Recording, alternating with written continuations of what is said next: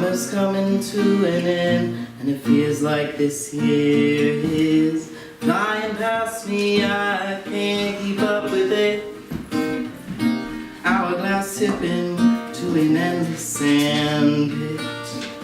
So we must enjoy the new seasons, keep on finding out the world's reasons, going through its changes so many times a year, for showing us we can change and see clear. The leaves are falling down, painting on the ground. These shades of color tell us what it's all about. That it's okay to change, don't have to be the same. Every stage is beautiful, it's all in what you claim. Wind tells the leaves when it's time to fall. The trees will be there before too long. These memories we make are something we have to cherish. The only thing I can really recommend is to find your peace and live your truth, no matter what you hear. These seasons change, so I can't weep. I believe it's fear. Leaves are falling down, painting on the ground. These shades of color tell us what it's all about. That it's okay to change, don't have to be the same. Every stage is beautiful, it's all in what you claim.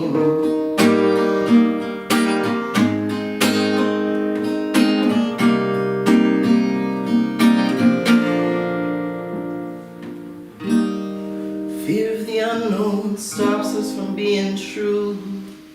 The turns you take will change your point of view. It's okay to change, don't have to be the same. Every stage is beautiful, it's all in what you claim.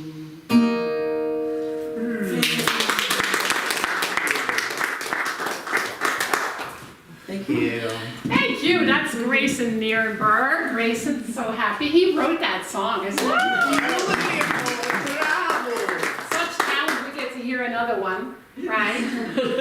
So welcome everybody to the Center for Spiritual Living Morristown. I'm Frankie Timbers. I'm the spiritual director here, and I love seeing faces in the room because it's a whole different energy, right? We don't know who's behind the camera, literally when they're watching online, but we know there are people, and so we want to welcome you either today or anytime in the future. And we celebrate a very specific day today because 6 months from now I'm not going to be here anymore. I know, right? Big change. But in our teaching, like your song, we embrace change and we make it work for us, right? So today, after Sunday celebration, we're going to have a yummy potluck, and then Reverend Janice and the Leadership Council are going to facilitate a meeting to talk about those changes. So I'm so grateful to the Leadership Council and to Reverend Janice, of course, because we're going to do the celebration together today. So we're mixing it up a little bit, because we love change that much. So the theme for the year is a grand rising. That's what we've been doing for this whole year. Some of you have a journal, and so we're going to reference that today. And today's topic is awakening to oneness. So Reverend Janice and I are going to play off of each other, talking about this idea of finding the peace that is already within us, to experience a greater sense of oneness, because that's all there is. So there's all kinds of things happening at our center. I invite you to take a look over here and just kind of stand here if you're in person, because there's lots happening. There's 2 new events in November. I know that seems far away, but Christy is leading a healing afternoon on a Sunday, and Bill is leading a dream interpretation workshop. Wow, that's something new, right? And Reverend Janice is teaching a class starting in October once a month, and so there's lots of great offerings, some in person, some online. So be sure to take a look on our website. And then we have a weekly constant contact. If you're not getting that and you want to, let us know and we'll make sure you're on that list. I don't want to spend too much time on announcements, so let's welcome Reverend Janice as she does our opening. Thank you. It's my honor to be here. Please join me in a spiritual mind treatment or word for affirmative prayer. So take a deep breath in with me and notice how your breath changes the moment and brings you into the presence of God within, to the peace of God within. Because as we breathe and come together in this sacred and holy moment, we acknowledge that there is only one mind. There is the mind of God that knows itself through and as the individualized expression of each one here today, each one in the world.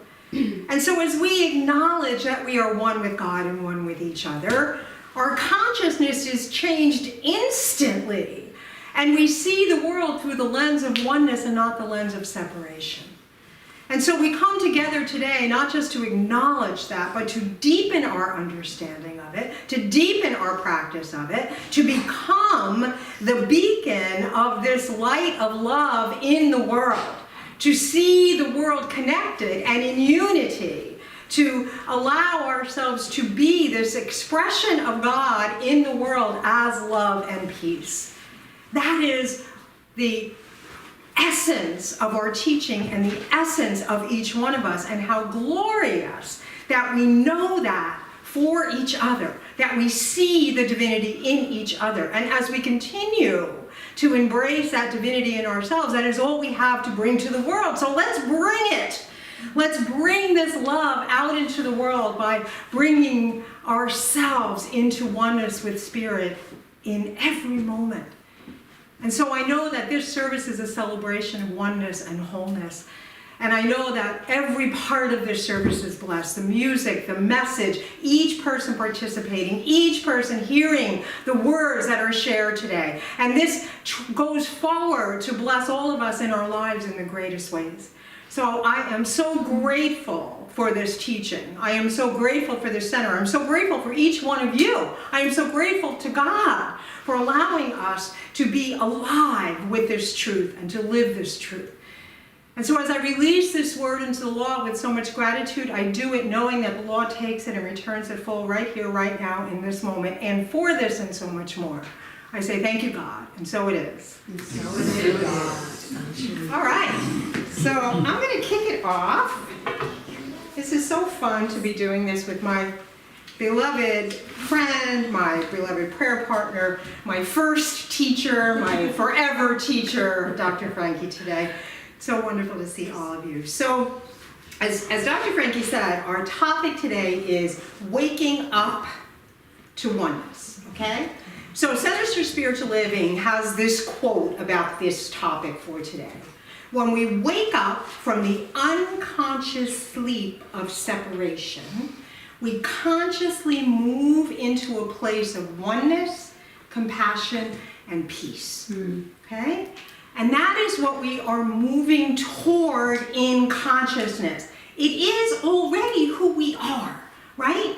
We can all agree, or maybe let's see if we all agree, that we are one with God and one with each other. How many people agree? That's a tenet, that's a deep tenet, right, of our teaching. Keep your hands up. We all agree, right? We're one with God, one with each other.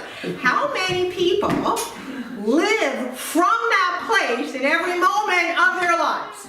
And if you do, can you please come up and give the talk? Come on.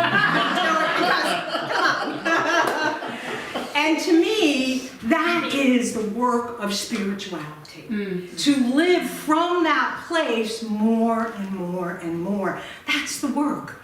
That's the joy. That's the gift. That's the journey.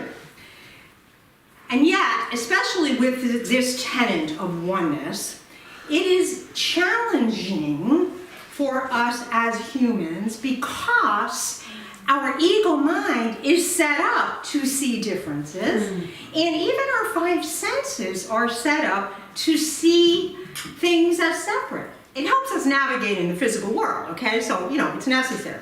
But we don't see with our physical senses the energy that connects us all, but we know it's there, right?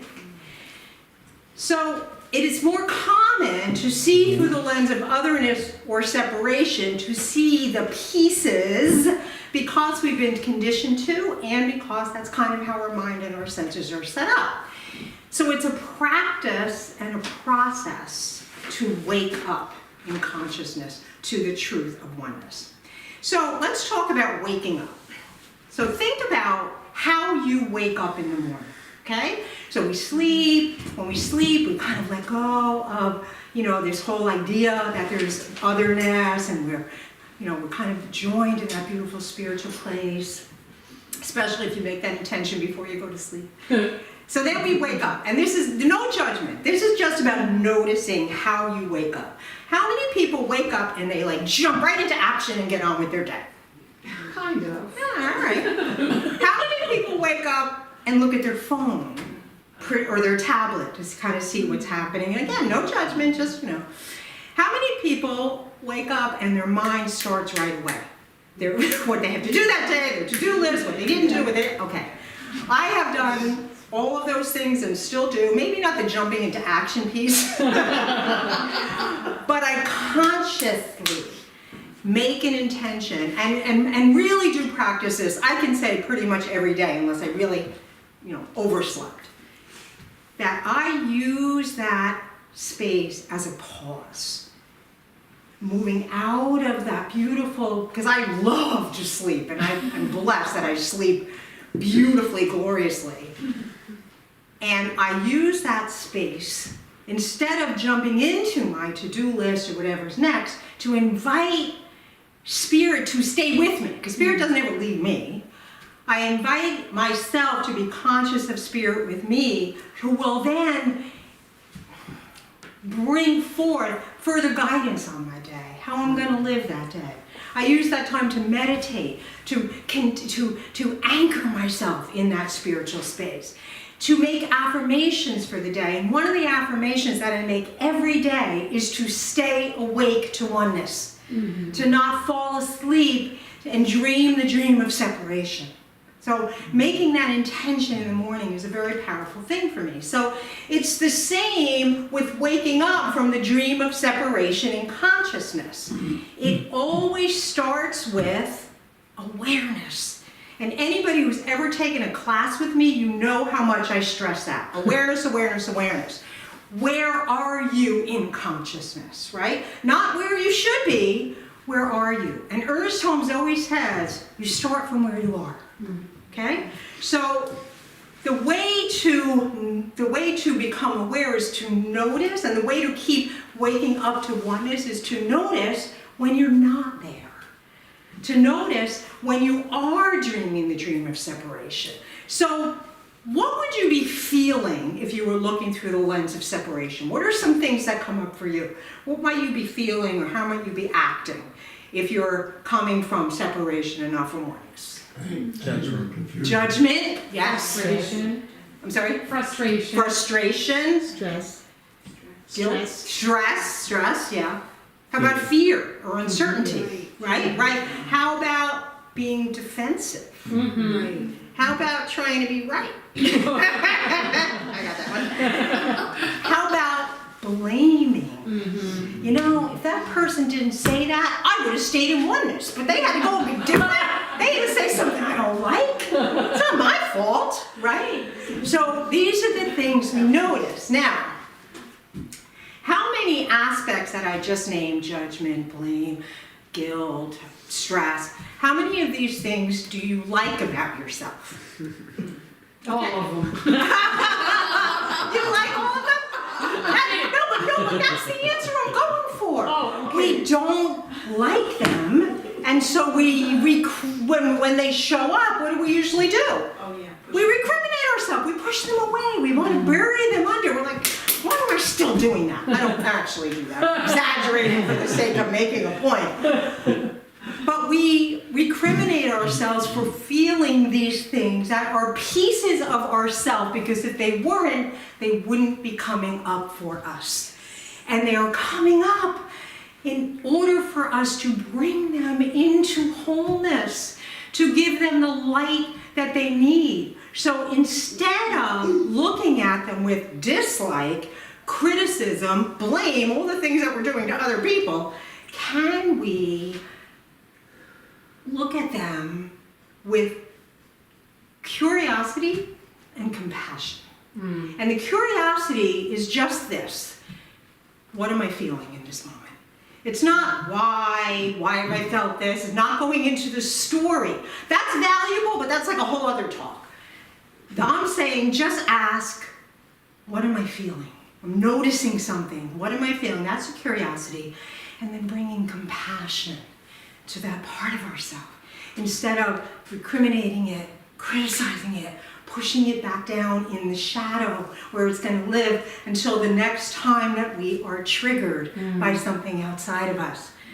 I used to avoid triggers. Avoid the people that would trigger me, try to control my life, so I have none of that. I didn't even watch the news because it was really triggering. Now I welcome triggers as an opportunity to see what I buried so deep that I try to have to control it, and to approach it with curiosity, what am I feeling, and compassion. And so what it requires is, when we notice it, it requires then that we pause there and that we use mindfulness. What does mindfulness mean to you? Practicing mindfulness. Awareness. Being in the moment. Consciousness. Being in the moment. Mindfulness is being present with whatever is, even if we don't like it, even if it is uncomfortable, even if we'd rather it be different.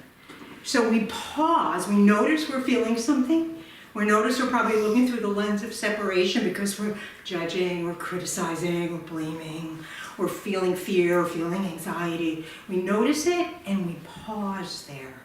We're curious, what am I feeling? And then we bring compassion to it. So we use that pause, we use the stimulus of the trigger to create the pause that allows us to shift. Okay?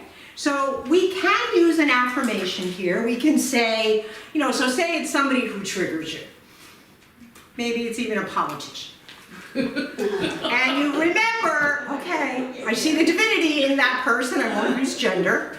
I see the divinity, and we're all one. You can affirm, because I think of affirmations as a mind pivot, which is good because our mind won't go off in another direction. But I'm gonna offer something else that I do. After I do an affirmation, even a couple times, I check in to see if my feelings have pivoted also, if I feel differently. And sometimes I can use an affirmation against myself. I don't know if anybody else can do this. I know I'm one, but I don't feel it. What's wrong with me? Why aren't I feeling that? Okay, notice that, and again, bring compassion. Because what's coming up is still a piece of you that's looking to come into wholeness. For me, it's sometimes righteousness, I'm, anger or whatever. And we're so conditioned to push that away and think it's bad and wrong. And what I'm saying, talking about changing it up, is instead invite that in. Embrace that. Not so that you then use it outwardly, not so that you're like saying, I'm just going to, live as an angry person, but just because it's coming up to be part of our wholeness. It's coming up for healing, and that's what we say wholeness is.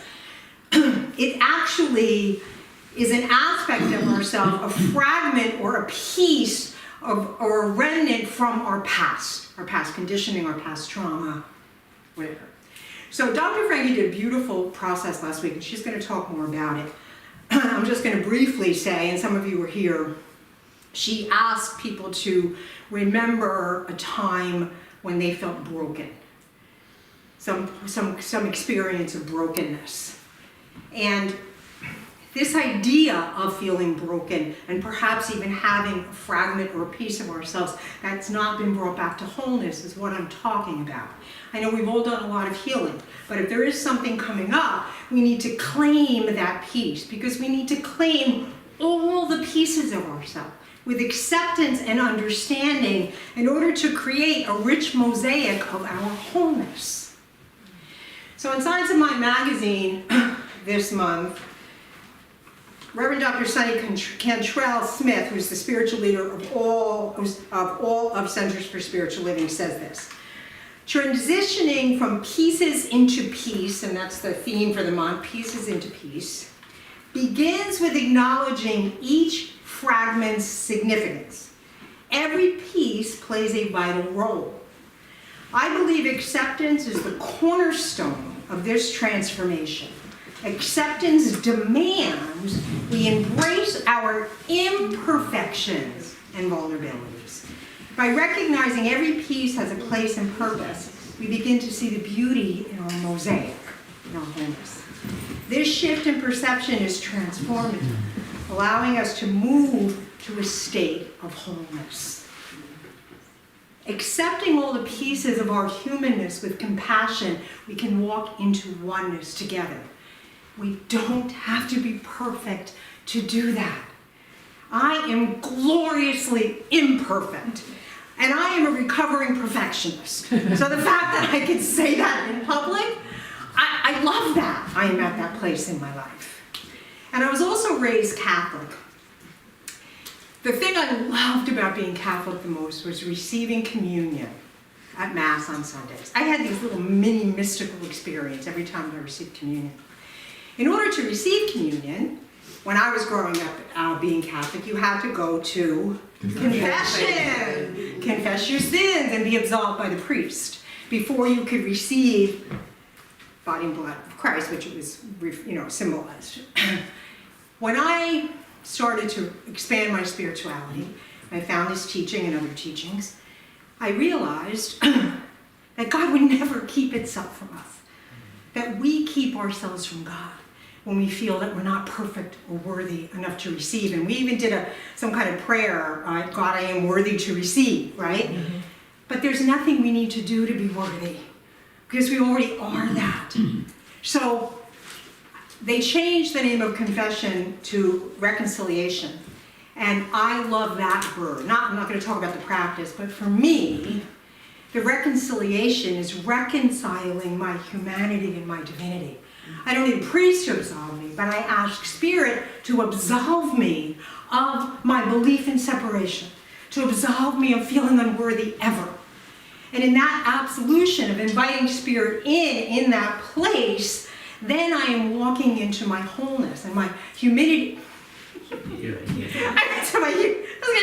My humanity and my divinity come together, but I think I just coined a new word, humidity. Humidity. We can use that maybe. Humidity. It's my humanity, my divinity. And we need to be at peace with all the pieces of ourselves first, before we can see the world that way, right? Otherwise, we're going to see the differences. We're projecting them. And so every time we see it, we know it's an invitation for us to be curious, to notice it, to just be in that pause and invite Spirit in, and to bring compassion to those pieces of ourselves.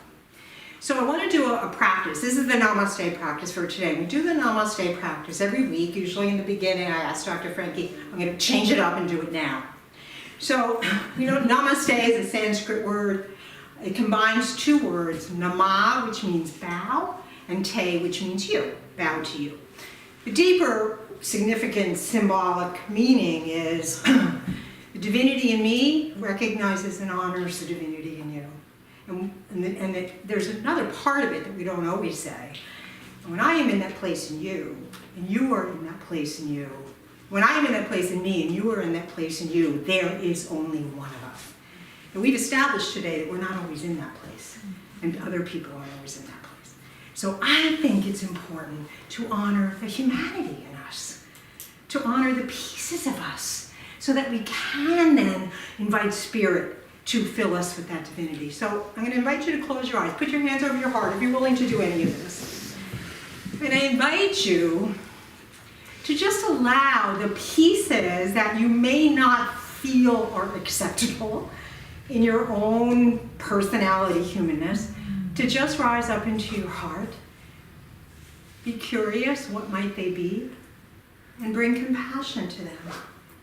And to say in your mind, I honor you, I recognize you with love and compassion. And take a breath and see how that feels. Now I invite you to stand up and to turn to someone next to you. And I invite you to keep your hand over your heart for this part.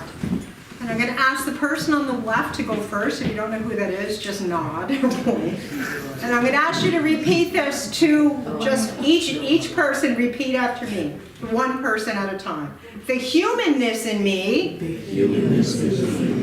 recognizes and honors the humanness in you with love and compassion. And now the other person say it. The humanness in me recognizes and honors the humanness in you with love and compassion.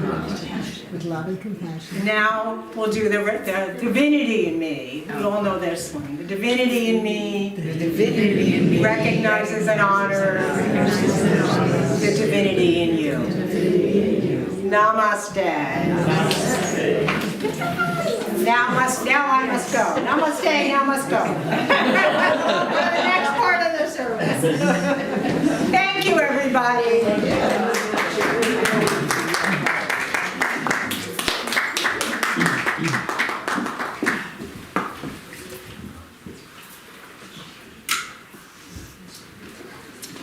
That was beautiful. Thank you for that extra special namaste practice today.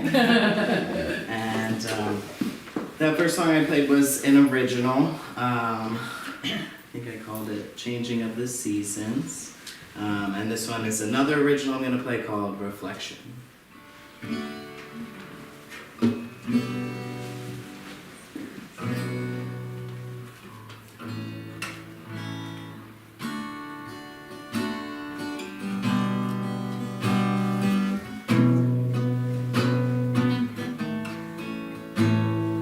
Take a look around you, all the people who surround you, like the leaves of the tree. I see you, I see me. We all grow from one branch. We think we are so different, even though when I look in your eyes, I can see a reflection of me. That's 'cause you are a reflection of me. Just ain't my job to count leaves on a tree, tell them where they should go and what color they should be. Walking in somebody's shoes is not the easiest thing to do, but we must force ourselves to try. Lace up those shoes and run a mile.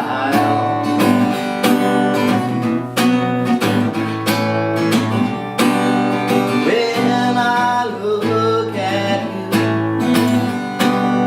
I can see right through those eyes. When I look in your eyes, I can see a reflection of me.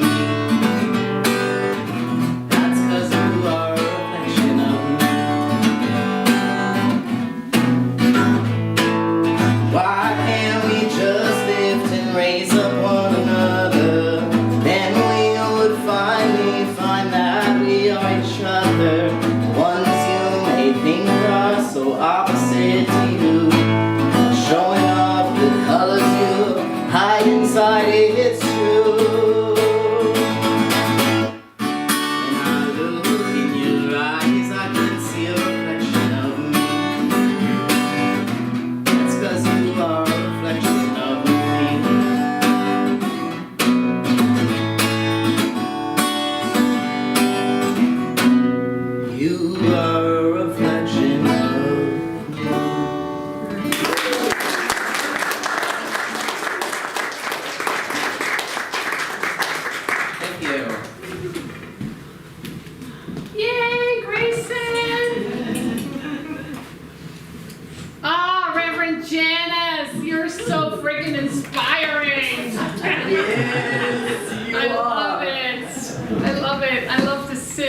listen to you. I always do. And you know, we're blessed because we're colleagues, we're friends, we're soul sisters, we're prayer partners. We serve on the leadership council together, so how blessed am I? So, last week, those of you that were here, as Reverend Janice was saying, we used these cards, and I have some extras in case anybody still wants to do it. But on one side, we wrote down some moments looking back when we realized there was a fracture, there was a brokenness, and we used different examples. And I asked if anybody didn't have anything on that card, and there was nobody, which was it's very telling, right? Because what that tells us is that we've all had certain experiences where we forgot our divine perfection. It's part of our journey. It's part of the path of spiritual awakening. And then at the end, we arrived at this place of the other side of the card, which was the one with no lines, which showed our inherent wholeness. Because as Reverend Janice says, that's the spiritual journey, to awaken to our inherent wholeness. And wholeness is an infinite idea in the mind of the universe. And so it's never ending. It's like these lovely layers. And then we take that card during the week, and you know, those of you who are here did this every day, all day. I think I saw a few in the recycling bin, but where you kind of do this. I'm on my broken side. Oh wait, that's just an experience. That was just an experience to awaken me to my inherent wholeness. So even sometimes I need something in my hand to just remind myself. And the ways that we can remember are so many.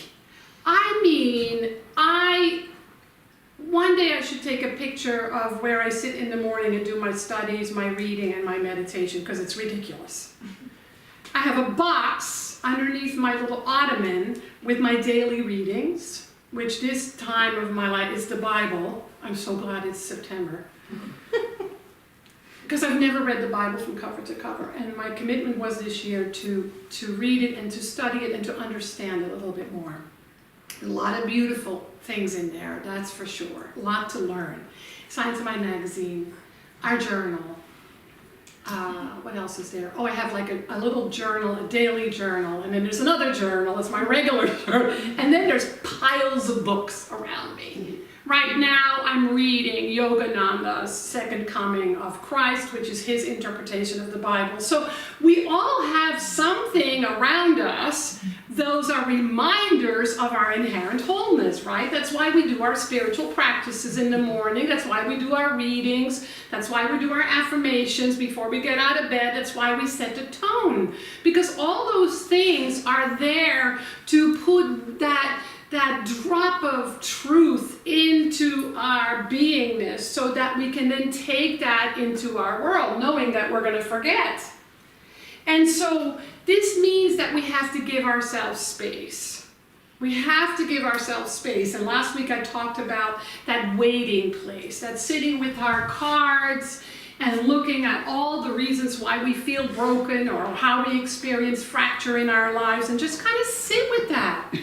And just wait.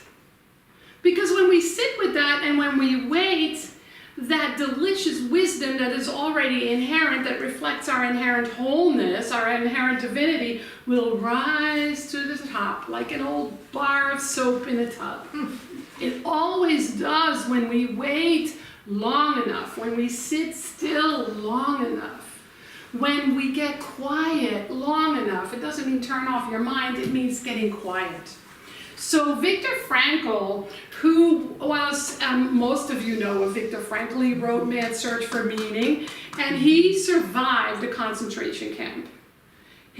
Most of his family was killed, and he became a psychiatrist who developed something called logos therapy. And it's all about finding meaning in everything. And this is a famous quote by his. Between stimulus and response, there is a space. Between stimulus and response, there is a space. And in that space lies our freedom. In that space lies our freedom and power to choose our responses. In our response lies our growth and our freedom. And so it behooves us to do what Janice was talking about. How am I feeling? Let me get a little curious in the pause. What I do, and I am so grateful she reminded me, is I don't ask the question, how am I feeling? But that's a really important question. The question that I ask is not a question. I kind of go, that's so interesting. So that's what I do. I don't ask a question, but I go, interesting. Let me find out what's going on. What am I thinking? What am I feeling? What am I saying? What do I believe? What's my story around this? Right? It's a moment of gathering more conscious awareness.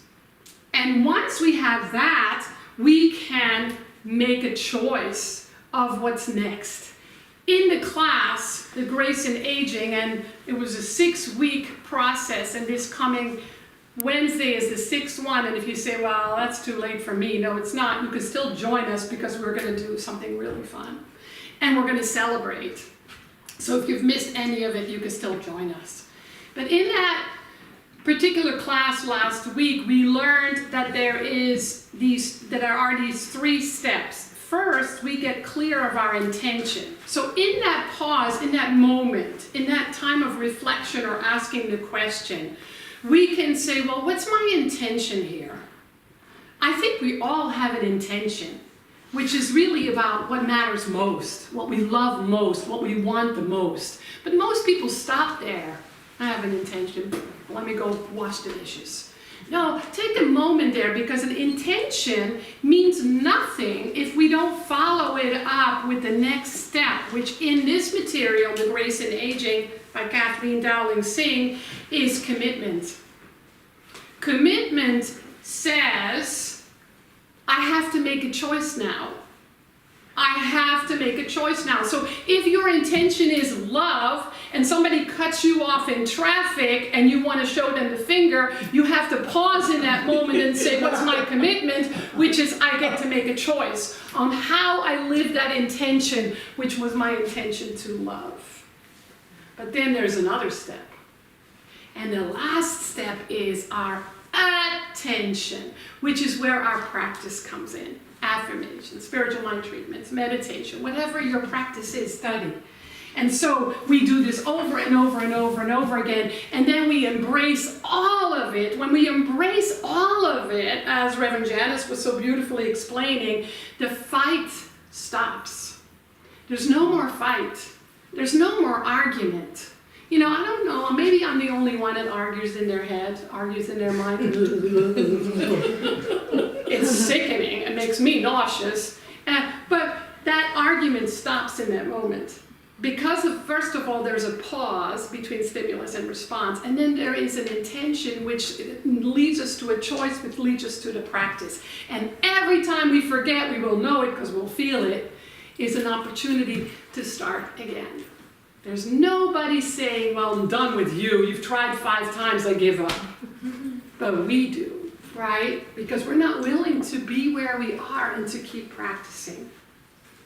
So when we give ourselves that time and that space, it's almost like a part of us says, there you are. There you are, my beloved. There you are, my true self. There you are, sweet thing. You're home. And that's the place we have to wait for, because that is that inherent place of peace and love that exists in each and every one of us always. So Reverend Janice and I were comparing where we were going to quote from in Science of My magazine. She highlighted this whole section, and I highlighted the next section. So I'm going to read the next section by Reverend Dr. Soni, who is just a magnificent spiritual leader of our organization, Centers for Spiritual Living at the moment. But she has a beautiful story, and it's in the Everyday Spirituality magazine. We have some left. So the next paragraph that Reverend Janice read goes like this. Keep in mind, peace is not a destination. How often do we think it's a destination? Well, peace is over there, and once I get there, I'll be all right. But it's not a destination. It's a dynamic state of being. It's a dynamic state of being, and it takes dedicated work to live there. Through our work, we learn to navigate life's challenges with grace. We become adept at finding stillness amidst the chaos and the joy. Our mosaic, once fragmented tiles, becomes a masterpiece of resilience and serenity. In the end, the journey from pieces into peace is a testament to the human spirit's capacity for healing and transformation. Isn't that powerful, just that phrase? I read that kind of every day with my daily reading because it's just, I mean, you know my tags, right? So it's just a dynamic state of being.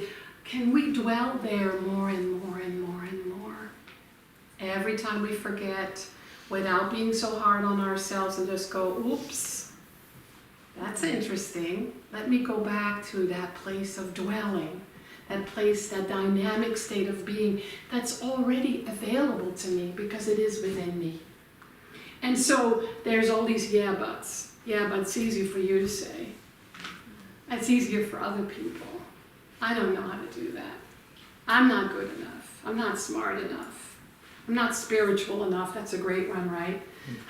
I saw somebody on Facebook accusing somebody of being too spiritual or not spiritual enough, or it was one of the two, maybe both. And I actually asked the question, what do you mean by spiritual?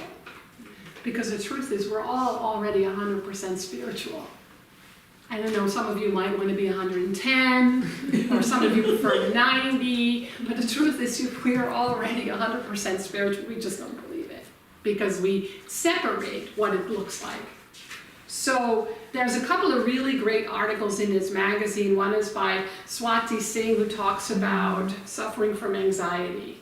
So those of you that suffer from anxiety, she has a whole article on how to work with these principles and these practices to arrive at a greater sense of peace. And then there's Joseph Gabrielson, that some of us know. Joseph was, at birth, he had a brain bleed. And at age 1, he was diagnosed as a quadriplegic with spastic quadriplegia. And he's just going to get licensed to be a minister very soon. Maybe already has. And he has these wonderful wisdom in the article that just reminds me that everybody can find a way. So there's a really powerful psalm in the Bible that is one of my favorite that I've been using for a long time. It's Psalms 46, verse 46, chapter 46, verse 10, that goes like this. Be still and know that I am. what? That I am God. What? That I am God. What do you think that means? That we go around saying, hey, I'm God? They'll probably lock you up real quick. But it's about a living faith. It's about a knowing that when I'm still, I arrive at that place of knowing that I am spirit individualized, that spirit is already within me, whatever you call it. If you don't like the word God, change it to pickles. I don't care. What if you stay in your spiritual practices, be still and know I am love? Or be still and know I am peace. Just keep repeating that in your practice. Sit in silence, pause, wait. Be still and know I am, what do I need today? How about joy? Be still, I know I am joy. And repeat it over and over again as part of your spiritual practice. It's easy when it's easy. And it's not easy when it's not easy. And when it's not easy, we need it even more. Right? That's why we pause, so it becomes a living state. It also says in the next phrase in that psalm, and I will be exalted among the nations. I will be exalted in the earth. Exalted means lifted up, stand on higher ground, live from the truth, a living faith, a deeper knowing. So, if this stuff is hard for you to do, if it's hard for you to do the spiritual practices, remember you're not just doing them for you. You're doing them for everyone and everything, everywhere on this entire planet. You're doing it for the finned and the feathered and the four-footed. And what else is there? The fungi now, they added it to those four. Every human being. It's for all of life. And so sometimes when we extend that idea that, oh God, I have to meditate, I have to do a treatment, I have to read a book, I have to study. You're not just doing it for you. You're doing it for everybody here, everybody else on the planet. And sometimes, I think, usually that makes it much easier. So the last question, those of you that have a journal this year, the last question in the journal this week says, what would the world be like if everyone had a grand rising, our theme for the year, and lived from a place of oneness and peace? Right? So we can have that as a vision. To have as a vision and intention, peace for everyone, peace for this entire planet, peace for all of humanity. And then we know that our practice with pauses is our contribution to that vision. And that maybe we don't get to see the end result, but we can sure as heck be part of our generous presence and our generous contribution to all of humanity, to all of life. So, that ends my talk. And what are we doing next? Because we mixed it up a little bit, didn't we? Oh, so Reverend Janice is going to do our offering. Oh, and just an apology to anybody who came to our doors on Friday for Healing Circle. Because Gail Belluardo's beloved spouse is in the hospital with pneumonia and bronchitis, and she couldn't make it. So she sends her apology. Keep them both in your prayers. So how blessed are we all to have this amazing spiritual leader for the past 32 years?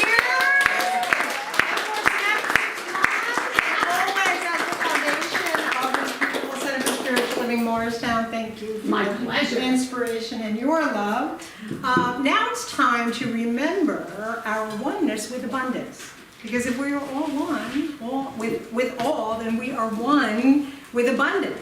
And we participate in the law of circulation. And we can allow ourselves in this moment to notice where maybe we don't feel abundant or feel a little, differently about that, and just again welcome that piece in. Maybe it's something that is ready to just be brought into this higher consciousness of oneness so that we can continue to be the vessel through which spirit expresses its abundance. And this center relies on your abundance. We are so grateful for any way that anybody gives, whether you're giving your time, your talent, or your treasure. And we acknowledge you and we recognize you, and we're grateful for all of our volunteers. And we also, we also exist on the financial abundance. So all of that is part of God. None of it is separate. And there are many ways to give even of your financial abundance. You can give on PayPal, Venmo, we have the codes over there. You can go to our website and give, or you can give right now as we pass around the basket. So I'm going to start it over here. And I'm going to ask you to join me in this affirmation. Divine love consecrates my gift. Divine love consecrates my gift. It goes forth to heal, to prosper, and to bless. It goes forth to heal, to prosper, and to bless. It returns to me multiplied abundantly. It returns to me multiplied abundantly. As I share my good, As I share my good, I accept my greater good. I accept my greater good. So it is. Thank you. So it is. I love doing this with you. It's so fun. I know. We need to do it more often. So let's take a moment to do a closing three. Oh no, first. Oh yeah, I think you Huh? did you do that? No, I kind of did. Okay, class. Kat has a Sound Bath on September 22nd.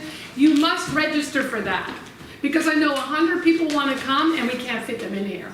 So we have like a limited space, so be sure to register for that. And then Reverend Janice's workshop, please sign up for that. It's a once-a-month class starting October 9th from 7 to 8:30 on Zoom. I'm doing a free discovery class, which is for anybody who's curious about our teaching, our center, becoming a member. It doesn't mean you have to become a member. That becomes a choice at the end. And then we have a healing afternoon on November 3rd. So speak to Christy if you have questions about that. That's going to be really fun. And the dream interpretation with Bill. So we have lots of Just things want to going give on. one more plug Yes. for the community meeting in case some people Oh, aren't yes. here. It really is so important as we move forward through the transition with Dr. Frankie leaving that we get participation and engagement from you, our glorious community.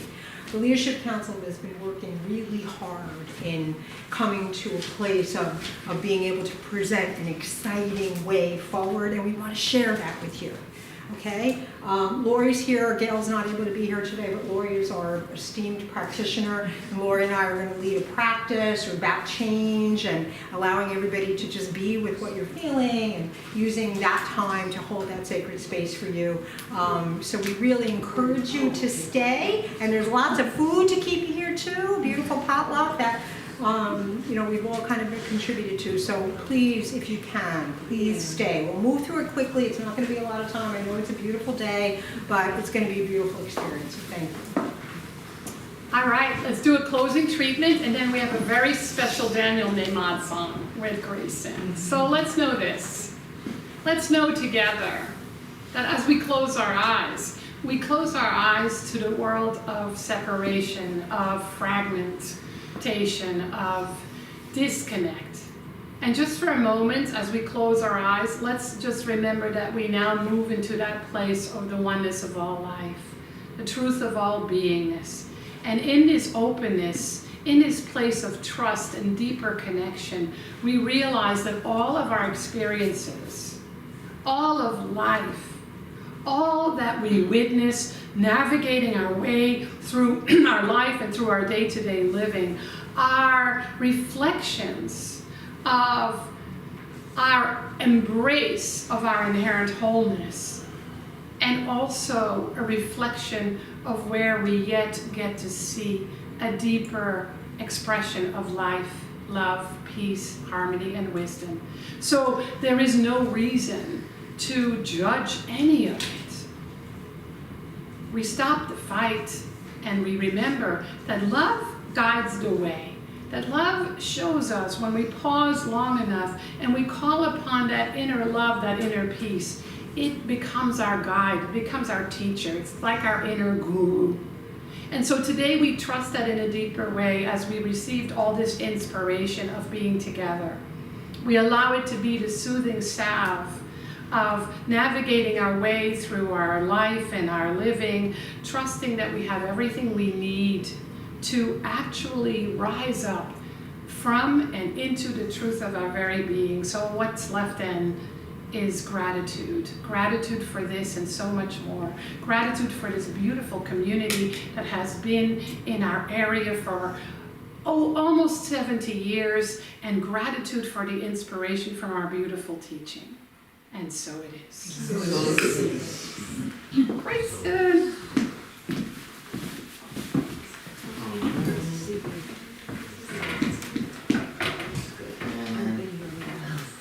So those last two were originals. Like Frankie mentioned, this is a cover of a Daniel Nemad song called Everything New.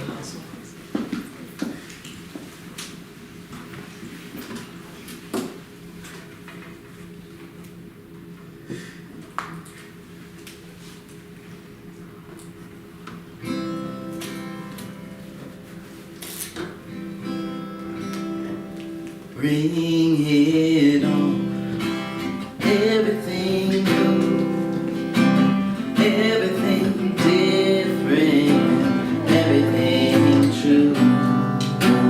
I am ready, my next thing to do.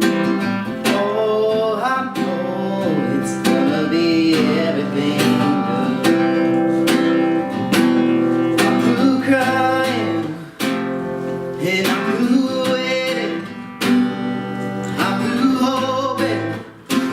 it's all